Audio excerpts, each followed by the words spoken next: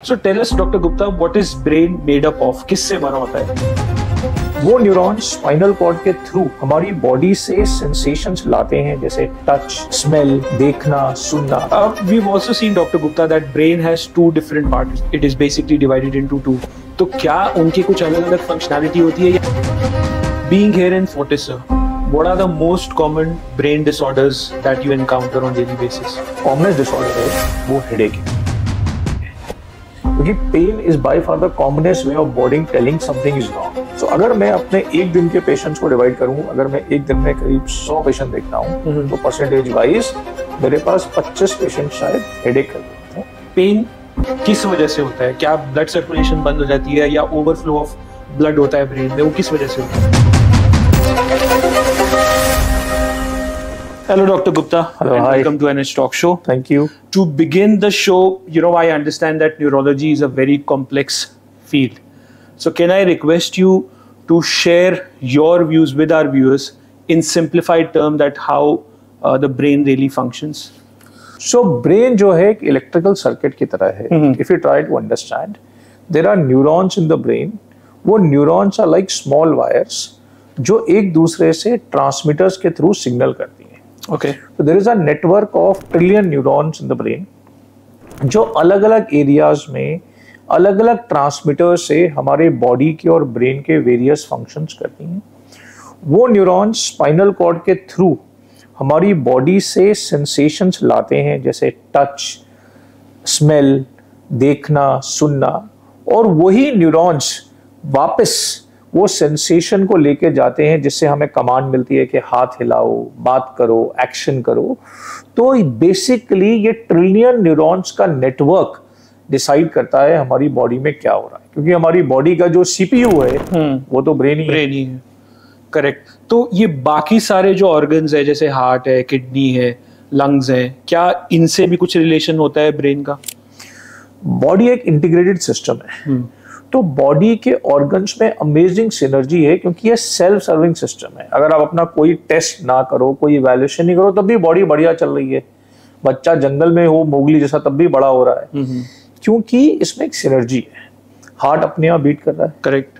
Lung अपने आप सांस ले रहे हैं, किडनी अपने आप यूरिन बना रही है. पर ब्रेन जो है ऊपर से बॉडी की वेरियस नीड्स के हिसाब से, बॉडी की वेरियस स्टेट्स के हिसाब से इनको रेगुलेट कर रहा है. वो रेगुलेट कैसे कर रहे हैं? हमारे पास नर्व्स हैं जो करंट को ऑन और ऑफ करके उसको ऊपर नीचे कर सकती हैं, और हमारे पास हार्मोन्स और ट्रांसमीटर्स हैं जो इन ऑर्गन्स और ब्रेन के बीच में तालमेल को बिठाते हैं, जिससे ब्रेन ये सब कुछ रेगुलेट कर पाता है. तो बेसिकली हर बॉडी ऑर्गन और ब्रेन की जो फंक्शनैलिटी है या जो बीच में एक वे है, that is through the currents only. हाँ, नर्व करंट्स. नर्व ब्रेन की जो प्राइमरी इफेक्टर है, ब्रेन के सेल्स करंट जनरेट करते हैं जो न्यूरॉन्स के थ्रू पूरी बॉडी में ट्रैवल करते हैं, और पूरी बॉडी में क्या हो रहा है उसके करंट्स ब्रेन तक आते हैं. So tell us, doctor Gupta, what is brain made up of? किससे बना होता है? देखो, ब्रेन फैट से भी बना होता है, क्योंकि ब्रेन की मेम्ब्रेन्स में बहुत सारा फैट होता है. इनफैक्ट सबसे ज्यादा फैट ब्रेन में ही होता है. बट ब्रेन लार्जली बना होता है ट्रिलियंस ऑफ न्यूरॉन्स से. Neurons are very specialised cells. जो सेल्स गोल से होते हैं, फिर उनके इलोंगेटेड लंबे से फाइबर्स होते हैं, जिसे हम नर्व्स या न्यूरॉन्स बोलते हैं. उनके बीच में सपोर्टिंग सेल्स होते हैं, फिर सेल्स होते हैं जो ब्रेन को प्रोटेक्ट करते हैं इन्फेक्शन से, इन्फ्लेमेशन से. तो ये न्यूरॉन हर ब्रेन के एरिया में जाके स्पेशलाइज हो जाते हैं. एक एरिया है जहाँ के न्यूरॉन्स देखने का काम करते हैं, वो विजन क्रिएट करते हैं. एक एरिया के न्यूरॉन्स जो आवाज हमें आती है उसे डिसाइफर करते हैं. वो कहीं पे हमारे स्पीच के न्यूरॉन से कनेक्ट करते हैं जो चीजों को स्पीच में कन्वर्ट करते हैं.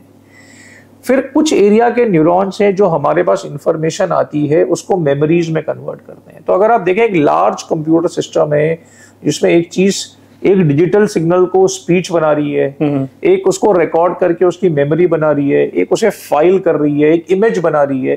तो ब्रेन एक कॉम्प्लिकेटेड बट बहुत ही एफिशिएंट सिस्टम है, जिसमें ट्रिलियंस ऑफ न्यूरॉन्स आपस में इंटरेक्ट करके एक बहुत स्मूथ ऑर्केस्ट्रा की तरह सारे समय काम करते हैं, और आपको मालूम ही नहीं चलता है काम हो रहा है.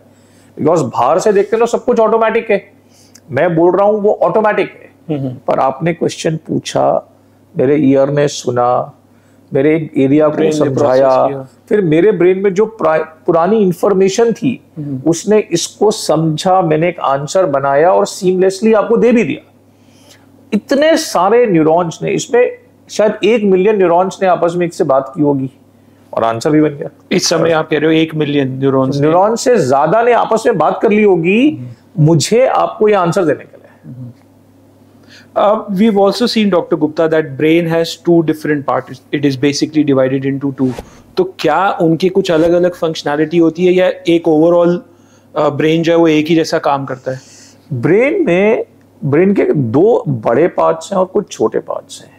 तो we say right brain, left brain, we all understand. तो ये जो मेरा राइट ब्रेन है ये मेरे बॉडी की लेफ्ट साइड को कंट्रोल करता है। ओके। और जो मेरा लेफ्ट ब्रेन है वो मेरे बॉडी की राइट साइड को कंट्रोल करता है। पर मोस्टली जो राइट हैंडेड लोग होते हैं उनमें स्पीच और लैंग्वेज, जिससे हमारा सबसे ज्यादा काम होता है, वो लेफ्ट साइड में होती है। इसलिए हमारा जो राइट थंब है जिससे हम लिखते हैं वो ज्यादा काम करता है। तो ये ब्रेन में एक इम्बैलेंस है। नहीं, मैं समझा नहीं सर, मेरे को थोड़ा सा दोबारा से तो जो हमारा लेफ्ट साइड का ब्रेन है, जो राइट हैंडेड लोग हैं, उनका लेफ्ट साइड का brain is a major area for speech and language. Okay. जो मैं आपसे बात कर रहा हूं, बोल रहा हूं, ये प्रोसेस कर रहा हूं, ये मेरा लेफ्ट ब्रेन कर रहा है। लॉजिकल थिंकिंग, रीजनिंग, क्योंकि वो स्पीच और लैंग्वेज से जुड़ी होती है, प्लानिंग, जजमेंट, ये सब लेफ्ट ब्रेन ज्यादा करता है। और जो लेफ्ट हैंडेड होते हैं उनका राइट करेगा? उनका राइट ब्रेन सेम काम करेगा, पर कुछ लोगों में दोनों ब्रेन में इक्वालिटी भी हो सकती है। ओके। इसलिए जब किसी को स्ट्रोक होता है या ब्रेन में डैमेज होती है तो लेफ्ट साइड के ब्रेन स्ट्रोक में स्पीच अफेक्ट होती है, पर राइट साइड के सेम स्ट्रोक में स्पीच उतनी अफेक्ट नहीं होती। Whether he's a right-handed or a left-handed. Generally 90% लोग तो राइट हैंडेड ही होते हैं ना सर, इसलिए। तो क्योंकि 95% पीपल आर राइट हैंडेड, तो उनका लेफ्ट ब्रेन डोमिनेट होता है। और अगर आप लेफ्ट हैंडेड होंगे तो ये रिवर्स हो जाएगा। एक्चुअली मैं लेफ्ट हैंडेड के बारे में ज्यादा पूछ रहा हूँ क्योंकि I am a left handed. हाँ, सो जो लेफ्ट हैंडेड लोग होते हैं उसमें generally right handed brain dominance होती है। अब कुछ लोग ये बोलते हैं क्योंकि जो नॉर्मली राइट ब्रेन है, and there is a thing around right brain education, क्योंकि वो हमारी creativity, visual spatial orientation, learning, art, aesthetics में ज्यादा इन्वॉल्व होता है। तो बहुत सारे लोगों का ऐसी फीलिंग भी है कि लेफ्ट हैंडेड लोगों में इसका जो मिक्सिंग है वो राइट हैंडेड लोगों से बेटर होता है। तो this is good for you. But brain सिर्फ ये 2 पार्ट नहीं होते ब्रेन के। जब ये 2 मेन पार्ट हैं, बीच में एक कनेक्शन होता है, कॉर्पस कैलोसम, जैसे हमारा एक ब्रिज हुआ जिससे दोनों पार्ट एक दूसरे से कनेक्ट करते हैं। फिर सारे ब्रेन की इंफॉर्मेशन एक छोटे ब्रेन में जाती है जिसे हम ब्रेन का स्टेम बोलते हैं। ओके। उस स्टेम से सारी इंफॉर्मेशन स्पाइनल कॉर्ड के थ्रू बॉडी में जाती है। इसके पीछे एक छोटा ब्रेन होता है, हाइंड ब्रेन, जिसे हम सेरिबेलम बोलते हैं, जो हमारे बैलेंस, कोऑर्डिनेशन के लिए इंपॉर्टेंट होता है। तो इस तरह से ब्रेन इज ऑर्गेनाइज्ड डिफरेंटली। और ब्रेन में बहुत सारा रिजर्व होता है। इतने सारे सेल्स के बीच में ट्रिलियंस ऑफ न्यूरॉन्स होते हैं जो सपोर्टिव होते हैं कि अगर थोड़े न्यूरॉन्स कम भी हो जाए तो उसका काम कर लेते हैं। Being here in Fortis, sir, what are the most common brain disorders that you encounter on daily basis? So we can divide them into 2. The commonest disorder anywhere is pain. If you see, तो brain का जो commonest disorder है वो headache है, क्योंकि pain is by far the commonest way of body telling something is wrong. Correct. तो headache है। फिर जो other common चीजें हैं वो है neck pain या neck stiffness, lower back pain जो बहुत कॉमन है। फिर मेंटल फीलिंग्स लाइक डिप्रेसिवनेस, एंजाइटी या स्ट्रेस जो आज की डेट में बहुत कॉमन है। ये हुए relatively non serious problems. Serious disorder में जैसे हमने बात की, स्ट्रोक बहुत कॉमन है, जैसे अभी हम कर आ रहे हैं स्ट्रोक, जैसे अचानक पैरालिसिस हो गया था, या डिमेंशिया, पार्किंसंस डिजीज, नर्व की डैमेज जिसे न्यूरोपैथी बोलते हैं, क्रॉनिक पेन जैसे फाइब्रोमाइल्जिया, ये सब कॉमन ब्रेन डिसऑर्डर्स हमारे पास आते हैं। We'll understand the complexity of a lot of these diseases, जैसे आपने बोला पार्किंसन है, एपिलेप्सी है, स्ट्रोक्स है, बट उससे पहले सर मैं वही समझना चाह रहा हूँ कि आज की डेट में, I mean, if we were to give some sort of percentage in number of patients that are coming here, तो वो कौन से ज़्यादा होते हैं? It's only the headache जिनको पेन हो रहा है, या कुछ और क्रोनिक डिजीज के करके भी लोग आते हैं? तो अगर मैं अपने एक दिन के पेशेंट्स को डिवाइड करूं, अगर मैं एक दिन में करीब 100 पेशेंट देखता हूं, तो परसेंटेज वाइज मेरे पास 25 पेशेंट शायद हेडेक करके आते हैं, 15-20 patient neck pain, back pain करके आते हैं, 5 to 10 पेशेंट्स मेरे पास आते हैं क्रॉनिक पेन, जिसको बॉडी पेन है, कुछ फाइब्रोमाइल्जिया है। फिर 10 पेशेंट मेरे पास नमनेस, लैक ऑफ फीलिंग करके आते हैं, लैक ऑफ पावर करके आते हैं, लैक ऑफ स्ट्रेंथ करके। फिर 10 से 15 पेशेंट्स मेरे पास एपिलेप्सी करके आते हैं, जो मिर्गी की बीमारी होती है। 10 पेशेंट मेरे पास स्ट्रोक करके आते हैं लगभग। 5 पेशेंट मेरे पास हर रोज पार्किंसंस या मूवमेंट डिसऑर्डर के आते हैं। 5 पेशेंट मेरे पास डिमेंशिया या मेंटल डिसऑर्डर्स के आते हैं। और फिर मिसलेनियस पेशेंट्स मेरे पास आते हैं बहुत सारे, different parkinsonian disorders, multiple sclerosis, myasthenia, दूसरे तरह के वेरिड न्यूरोलॉजिकल डिसऑर्डर के पेशेंट्स मेरे पास आते हैं सर। काफ़ी ज़्यादा लोग मतलब पेशेंट्स आ रहे हैं, विच इज़ नॉट गुड कि इतने लोग बीमार हो रहे हैं या उनको हॉस्पिटल आने की ज़रूरत पड़ रही है। But let's understand sir, I think the most common these days, और to begin again, you know, let's understand what is the difference between headache and a migraine. तो पहली चीज, लोग तो उतने बीमार होते हैं, हमारे पास प्रेफरेबली ज्यादा आ जाते हैं। हेडेक और माइग्रेन का डिफरेंस समझना ये है, हेडेक एक लार्जर बड़ा सेट है और माइग्रेन एक टाइप का हेडेक है। लोग बोलते हैं मुझे नॉर्मल हेडेक हो रहा है, पर नॉर्मल हेडेक कुछ नहीं होता। अगर हेड में पेन हो रही है तो मतलब कुछ गड़बड़ है।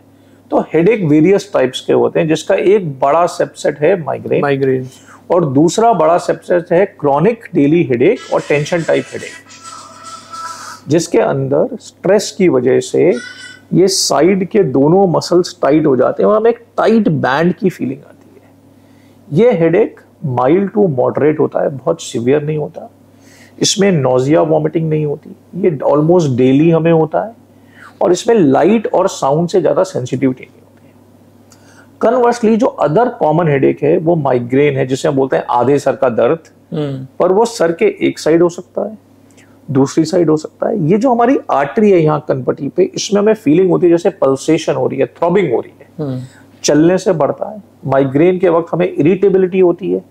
आपने देखा लोग बोलते हैं सर पे चुन्नी बांध लें या लाइट बंद कर दो, आवाज मत करो, तो वो टिपिकल फोटोफोबिया, फोनोफोबिया होता है। नोजिया होता है। लोग बोलते हैं मेरे सर में गैस चढ़ रही है या मुझे एसिडिटी से सर दर्द हो रहा है। करेक्ट। पर जनरली सर दर्द वो गैस और एसिडिटी कर रहा होता है। कभी कभी उसे बोलते हैं गैस वाला हेडेक, क्योंकि सर दर्द इज कॉजिंग द गैस और एसिडिटी। तो दैट इज टिपिकल माइग्रेन, जो ट्रिगर होता है खाना ना खाने से, ठीक से ना सोने से, लाउड नॉइज से, ब्राइट सनलाइट से, पीरियड से, स्ट्रेस से। तो दैट इज माइग्रेन। फिर इसके अलावा तो हम उस सबको एक ही उसमें क्लासिफाई कर देते हैं कैटेगरी में, वो माइग्रेन। ओके। फिर और हेडेक होते हैं जैसे क्लस्टर हेडेक, छोटा हेडेक होता है 1 घंटे के लिए। तो ये सब बड़े हेडेक होते हैं, लंबे चलते हैं। पर छोटे छोटे हेडेक्स भी होते हैं, 1 मिनट का हेडेक, फ्यू सेकंड्स का हेडेक, करंट लाइक हेडेक, जो न्यूरैल्जियाज होते हैं या ऑटोनॉमिक कैफलैल्जियाज होते हैं, जो एक डिफरेंट सबसेट ऑफ हेडेक्स है जो रेयर होते हैं। जैसे फॉर लोग, कुछ लोगों को करंट लाइक पेन होती है फेस पे, जैसे सलमान खान को भी था, जिसे हम ट्राइजेमिनल न्यूरैल्जिया बोलते हैं। कुछ लोगों को क्लस्टर हेडेक होता है, जैसे हम सुसाइड हेडेक बोलते हैं। सिवियर 1 घंटे के लिए क्लॉकवर्क की तरह पेन होता है। सबसे बड़ी बात क्या है कि पेन का कोई टेस्ट नहीं है, पेन की फोटो नहीं खींच सकती। तो आप MRI करेंगे पेन में तो वो नॉर्मल आएगा। नहीं तो सर होता क्या है कि पेन किस वजह से होता है? क्या ब्लड सर्कुलेशन बंद हो जाती है या ओवरफ्लो ऑफ ब्लड होता है ब्रेन में? वो किस वजह से होता है? पेन ब्लड फ्लो की वजह से जनरली नहीं होता। पेन क्या होता है, अगर ब्रेन के सिस्टम में कोई भी गड़बड़ होगी तो ब्रेन के neurons will detect a dysfunction which will trigger abnormal nerve flow in the brain that will cause irritability and inflammation in the nerves around, which will cause pain. तो जो ट्राइजेमिनल नर्व होती है, चेहरे की main nerve, उसके अंदर उसके sales में एबनॉर्मल करंट जनरेट होते हैं इन सिचुएशन से, जो ये टाइटनेस, थ्रॉबिंग, क्योंकि ये जो आर्टरियां होती है इसका फ्लो बढ़ जाता है उस वक्त पे, वो कॉज करते हैं। तो ये ब्लड फ्लो का डिसऑर्डर नहीं है, ये नर्वस इम्बैलेंस का डिसऑर्डर है, जिससे हमें तरह तरह के हेडेक्स होते हैं। अच्छा, और मतलब मैं अगर दोबारा से माइग्रेन की बात करूं, which I think is the most common one in a lot of people, मतलब जिसने भी सुबह ब्रेकफास्ट स्किप कर दिया, लंच स्किप कर दिया, तो दोपहर 2-3 बजे तक आते आते हेडेक हो गया, कंफर्म्ड है। एब्सोल्युटली। तो उस सिनेरियो में डॉक्टर गुप्ता होता क्या है, वो गैस कैसे ट्रिगर करती है आपका हेडेक? सो जब हम खाना नहीं खाते हैं तो खाना नहीं खाना इज अ स्ट्रेस। हमारे ब्रेन का जो बायोकेमिकल सिस्टम है खाने की कमी से वो खराब हो जाता है। ब्रेन को सिग्नल मिलता है कि मुझे एनर्जी नहीं आ रही। वो ब्रेन के अंदर एक रिस्पॉन्स ट्रिगर करता है जो ब्रेन की नर्व्स को एबनॉर्मली स्टिमुलेट कर देता है, जिससे पेन ट्रांसमिशन जनरेट होने लगता है। तो सबको ये हेडेक होता नहीं। जिन लोगों का ब्रेन सेंसिटिव होता है, जो कि नॉर्मली करीब 18-20% लोगों का होता है, उन लोगों को फिर हेडेक हो जाता है। अच्छा, तो you saying only 18 to 20% people can only experience this sort of headache. Which is good, sir. Because सब लोग ब्रेकफास्ट मिस करते हैं, तो बस सबको हेडेक नहीं होता ना सर।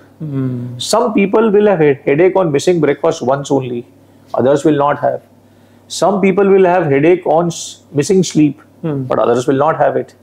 तो जिन लोगों को माइग्रेन की टेंडेंसी होती है, उन लोगों को ये सब होता है।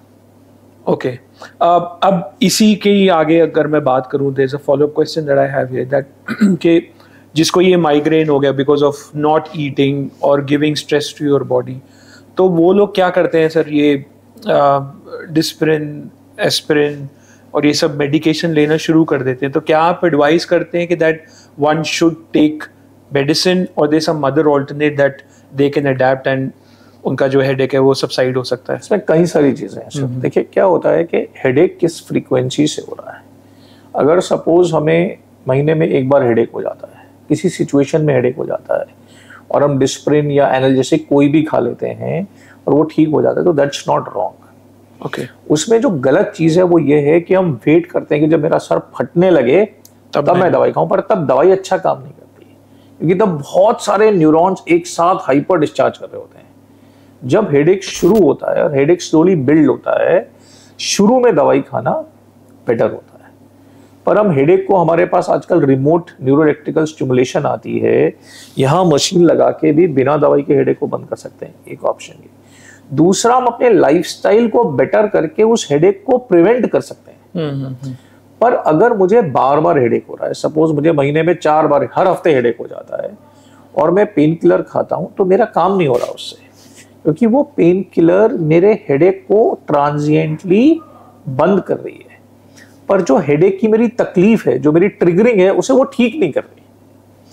तो फिर क्या होता है, मेरा हेडेक चलता जाता है, बढ़ता जाता है, और फिर वो एक क्रॉनिक सीवियर हेडेक बन जाता है।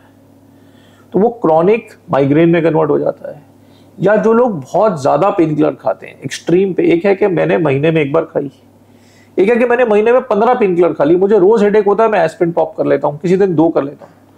तो क्या होता है कि उसे मेडिकेशन ओवर यूज हेडेक हो जाता है।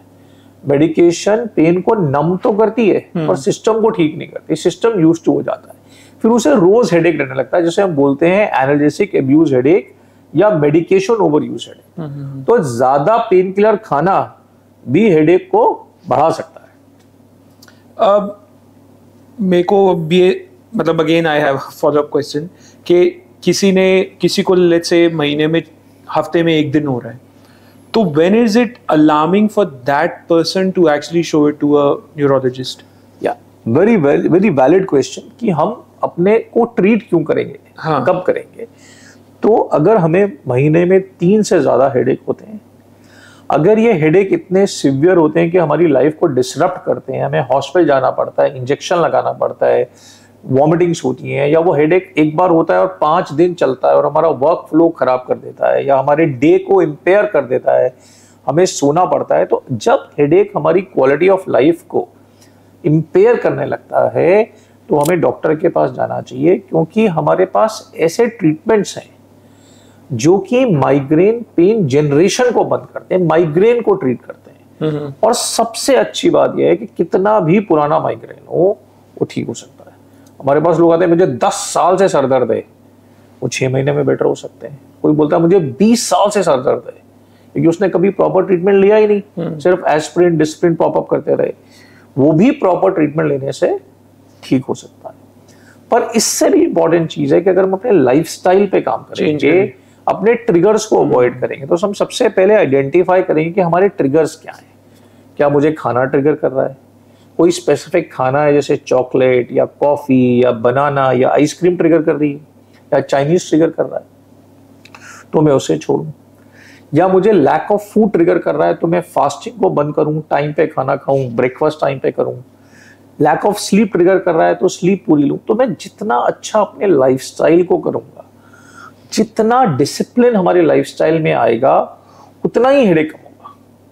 तो सबसे इंपॉर्टेंट चीज है good lifestyle with more discipline, least headache. Doctor Gupta, in your experience जो ये हेडेक वाले पेशेंट्स होते हैं, लेट्स से कॉन्टिन्यूसली किसी पेशेंट को हेडेक होते जा रहा है, तो वो आपके एक्सपीरियंस से क्रोनिक स्टेज पर भी आ सकते हैं, या मतलब हम फिर भी आप उसको मतलब नॉर्मली मेडिकेशन से या उससे सब ठीक हो सकते हैं, या कोई उसका भी फर्दर डिजीज हो सकता है सिर्फ हेडेक के करके अगर वो कॉन्टिन्यूसली रहे तो? सो इसमें 3 डिफरेंट पार्ट्स हैं इसके। हेडेक जब पहले इंटरमिटेंट हो और फिर वो डेली होने लगे तो हम बोले क्रॉनिक हेडेक में कन्वर्ट हो गया। क्रॉनिक मतलब पुराना या लंबा या कॉन्टिन्यूअस। दवाई से दोनों किस्म के हेडेक, इंटरमिटेंट हेडेक और क्रॉनिक हेडेक, दोनों ठीक हो सकते हैं। जिन लोगों के हेडेक दवाई से ठीक नहीं होते, कभी कभी हम उनको ब्रेन में बोटॉक्स लगा देते हैं, तो वो जो नर्व्स जिनका करंट एबनॉर्मल हो गया है उसको टेम्परली कीमो डिनर्वेट करके बोटॉक्स भी हेडेक को ठीक कर सकता है। हमारे पास इलेक्ट्रिकल स्टिमुलेशन होती है जो हेडेक को ठीक कर सकती है। फिर दूसरा हमें समझना जरूरी है कि अगर किसी कोई माइग्रेन का ट्रीटमेंट ले रहा है और ठीक नहीं हो रहा, तो क्या उसे माइग्रेन ही है या उसे कोई और डिफरेंट टाइप का हेडेक है जिसका वो ट्रीटमेंट नहीं ले रहा है। फिर क्या उसके कोई पर्सनल साइकोलॉजिकल लाइफस्टाइल फैक्टर्स हैं जो उसको ठीक नहीं होने दे रहे हैं। जो सबसे अपने इंपॉर्टेंट चीज है इसके अंदर कि हर हेडेक माइग्रेन नहीं होता, तो हमें ये समझना होता है कि हेडेक कब एक सीरियस डिसऑर्डर का साइन है, क्योंकि ब्रेन ट्यूमर का सिम्टम भी हेडेक है, ब्रेन में नस फटने का सिम्टम भी हेडेक हो सकता है। तो वी नीड टू अंडरस्टैंड कि कौन सा हेडेक डेंजरस हेडेक है। तो जो हेडेक एक्यूटली तेजी से होता है, अगर मुझे अभी वर्स्ट एवर हेडेक हो जाए, थंडर की तरह हेडेक हो जाए, या जो हेडेक दवाई से ठीक नहीं होता, जो हेडेक ब्रेन के एक ही साइड पे रहता है हमेशा, जो 3-6 महीने रहता है। अगर किसी को 20 साल से हेडेक है, उसमें ट्यूमर निकलने का चांस बहुत कम है, क्योंकि अगर होता तो फिर ट्यूमर बड़ा होके पता लग ही जाता। पर जो हेडेक 2-3 महीने से ठीक नहीं हो रहा, उसमें ट्यूमर होने का चांस ज्यादा है। फिर अगर हेडेक मुझे नमनेस कर रहा है बॉडी में, मेरी स्पीच में डिफिकल्टी कर रहा है, मेरी आईज में डिफिकल्टी कर रहा है, ब्लरिंग कर रहा है, या डबल विजन कर रहा है, या मुझे दौरा किसी को कर रहा है, तो इसका मतलब that brain is getting affected. इसका मतलब उसे कोई सीरियस फॉर्म ऑफ हेडेक है। अगर बॉडी में कोई इलनेस है, कैंसर है, HIV है, या फीवर है, वेट लॉस हो रहा है, इसका मतलब कोई और सिकनेस है जो हेडेक कॉज कर रही है, या ओल्ड एज है, क्योंकि ओल्ड एज में माइग्रेन जनरली बहुत अनकॉमन होता है। तो अगर ये सब हो रहा है तो हमें एक सीरियस हेडेक को इवैल्यूएट करना चाहिए और टेस्टिंग या MRI करने की जरूरत ज्यादा है। राइट, अब चलते हैं सर, एक वो जो डिसऑर्डर्स हम डिस्कस कर रहे थे, and you know I would like to start with brain stroke, which I feel is very common these days. Somebody in our family also was diagnosed with brain stroke, और अभी पीछे मैंने कुछ celebrities भी देखे जिन्हें ब्रेन स्ट्रोक हो गए, जैसे मिथुन चक्रवर्ती को पीछे हुआ था। तो क्या था उस स्ट्रोक का नाम? आई से कुछ समथिंग लाइक इस्केमिक स्ट्रोक। हाँ, यही स्ट्रोक सबसे कॉमन है क्या आजकल? Ischaemic stroke is the commonest form of stroke. Basically stroke में ब्रेन को जो आर्टरी ब्लड ले जाती है उसमें क्लॉट आ जाता है, वो जम जाता है, तो ब्रेन का ब्लड फ्लो रुक जाता है। तो ये जो ब्रेन के ट्रिलियंस ऑफ सेल्स हैं जहां पे वो ब्लड फ्लो जाना चाहिए, उसे ब्लड नहीं मिलता, तो वो डेड होने लगते हैं। तो उस डेड होने से बॉडी का जो पार्ट है या फंक्शन है खराब होने लगते हैं। तो that is one type of stroke. The other type of stroke की आर्टरी फट जाती है और ब्रेन में ब्लड लीक कर जाता है, उसकी वजह से ब्रेन को डिसफंक्शन होने लगता है। इसमें सबसे इंपॉर्टेंट चीज समझने की यह है कि अगर हम उस क्लॉट को ब्रेन डैमेज होने से पहले निकाल लें, या तो दवाई के रास्ते तोड़ दें या स्टेंट डाल के निकाल लें, तो फिर वो ब्रेन डैमेज होने से बच जाएगा और हम लोगों को इमीडिएटली भी ठीक कर सकते हैं। क्या विंडो रहता है इसका कि मतलब कितनी जल्दी ये सर्जरी हो जानी चाहिए? देखिए, हम 4.5 घंटे तक इज द गोल्डन इंजेक्शन लगा के क्लॉट को तोड़ सकते हैं, और कभी कभी अप टू 16 to 24 आवर्स तक अगर वो क्लॉट बड़ी आर्टरी में फंसा हो तो हम ब्रेन में जाके, बहुत सोफिस्टिकेटेड प्रोसीजर होता है, तार के रास्ते उस क्लॉट को फंसा सकते हैं और फंसा के खींच के निकाल देते हैं।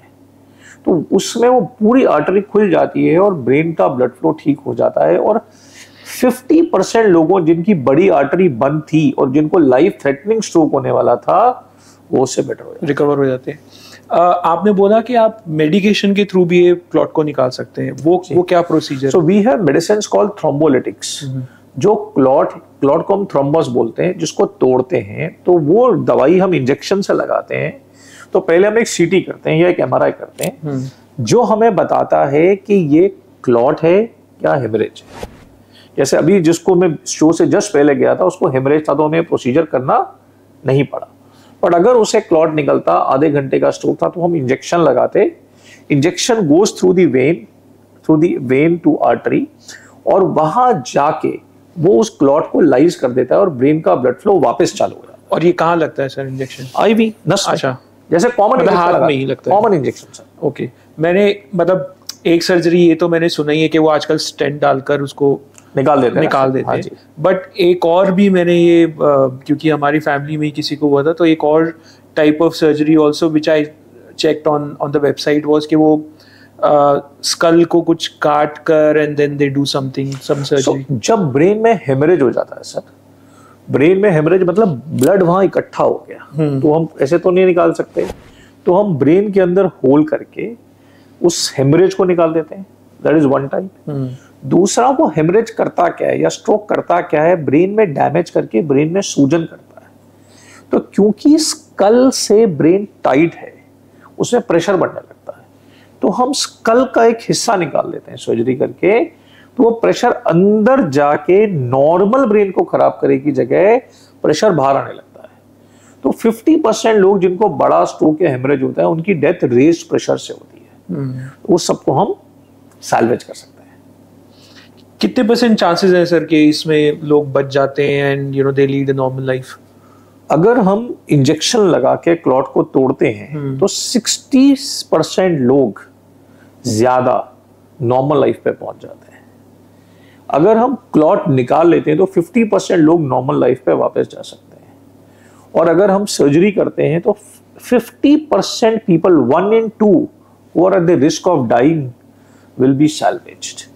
आजकल स्ट्रोक ट्रीटमेंट इतने एडवांस हो गए हैं, रिहैबिलिटेशन इतनी एडवांस हो गई है कि बहुत सारे पेशेंट्स जो फुली पैरालाइज होते हैं वो भी चल के ऑफिस जाने लगते हैं। इसी से ही सर मेरा रिलेटेड क्वेश्चन ये है कि जैसे ये स्ट्रोक होता है तो बॉडी कैसे आपको अलार्म करती है कि स्ट्रोक हो गया?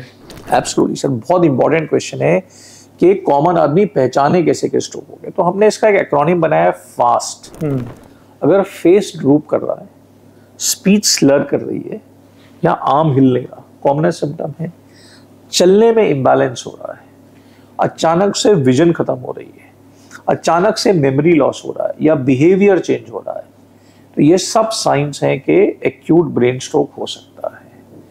अगर किसी को ऐसा हो तो उसको तुरंत एक हॉस्पिटल ले जाएं, जहां पे उसकी रैपिड इवैल्यूएशन करके हम उसको इंजेक्शन या सर्जरी या स्टेंट से टाइमली ट्रीट करके ब्रेन को डैमेज होने से बचा सकते हैं। तो ये सारे सिम्टम्स क्या एक साथ होते हैं या इनमें से सिर्फ कुछ ही सिम्टम्स होंगे? तो सबको सब होने जरूरी नहीं। किसी को स्लरिंग हो सकती है खाली, किसी को हैंड वीकनेस हो सकती है, किसी को सिर्फ विजन में दिक्कत हो सकती है, पर सारे सिम्टम एक साथ भी हो सकते हैं सर। अच्छा, इसमें भी मैंने एक चीज और पढ़ी है सर कि जैसे the most common post effect is the speech loss. So जैसे हमने पहले डिस्कस किया था कि ब्रेन का एक एरिया है जो अधिकतर लोगों में लेफ्ट हैंड में होता है और लेफ्ट हैंडर्स में राइट में होता है, जिसे हम स्पीच एरियाज बोलते हैं या ब्रोकास एरिया। तो जो ब्रेन की मेन आर्टरी होती है, जिसे हम एमसीए बोलते हैं, वो बंद होती है, खासकर लेफ्ट साइड की एमसीए, तो वो एरिया डैमेज हो जाता है। जिसमें स्पीच और लैंग्वेज डिसफंक्शन होता है। तो जब स्ट्रोक से लॉस होता है तो ऐसा नहीं होता कि स्पीच का डिसफंक्शन है, लैंग्वेज का भी है। एक तो आदमी बोल नहीं पाता और कभी कभी वो आदमी लैंग्वेज को समझ नहीं पाता या लैंग्वेज के राइट वर्ड्स नहीं ढूंढ पाता, जिसे हम एफेजिया बोलते हैं। तो वो जो स्पीच लॉस है या लैंग्वेज का लॉस है या स्लरिंग है, डिसआर्थरिया जिसे हम बोलते हैं, वो भी जब स्ट्रोक हील होता है तो धीरे धीरे ठीक होने लगता है। और आपको एक हैरानी का फैक्ट ये बताता हूँ कि बहुत सारे लोग जो बोल नहीं सकते वो गाना गा सकते हैं, क्योंकि ब्रेन में गाने का सेंटर और बोलने का सेंटर अलग अलग होता है। अच्छा, तो आपने कभी कभी टीवी शो में देखा होगा कुछ लोग हकलाते हैं, पर वो गाना बहुत अच्छा गाते हैं, क्योंकि दोनों का सेंटर अलग अलग है। तो कभी कभी इसको एज अ थेरेपी भी यूज करते हैं। पर इसमें इंपॉर्टेंट बात सर ये है कि हमने डिस्कस किया था कि ब्रेन में ट्रिलियंस ऑफ न्यूरॉन्स हैं। शुरू में सारे न्यूरॉन्स काम नहीं करते, हमारे पास बैकअप न्यूरॉन्स भी होते हैं। तो जब ब्रेन में डैमेज हो जाती है तो बहुत सारे बैकअप न्यूरॉन्स को ब्रेन यूज कर लेता है, जिसे हम न्यूरोप्लास्टिसिटी बोलते हैं, जिसकी वजह से ब्रेन स्ट्रोक से मंथ्स ईयर्स तक रिकवरी करते रहता है। और बहुत सारे लोग जो इमीडिएटली रिकवर नहीं हो पाते, इन टाइम रिकवरी कर लेते हैं। अब ये जो स्पीच किसी की अगर चले जाती है तो इसका कुछ सेट फ्रेम है कि इतने टाइम तक वो आई जाती है, या कुछ नहीं है, किसी को 3 महीने भी लगते हैं, 3 साल भी लग सकते हैं? सर देखिए, फीवर सब किसी को होता है ना, तो हर लोगों का अलग अलग होता है। कोई बेड पे लग जाता है, कोई 15 दिन में खेलने लगता है, कोई 7 दिन में खेलने लगता है। तो किसी के ब्रेन में कितना रिजर्व था, कितना बड़ा इम्पैक्ट हुआ, कौन से ट्रैक पे इम्पैक्ट हुआ, डिटरमिन करता है कि कितनी स्पीड जाएगी और कितने समय में वापस आएगी। पर ये आपके हाथ में नहीं है। क्या आपके हाथ में है कि थेरेपी और दवाई और रिहैबिलिटेशन आप जितना अच्छा करेंगे, regardless of type of stroke, उतनी अच्छी रिकवरी आपकी होगी। करेक्ट।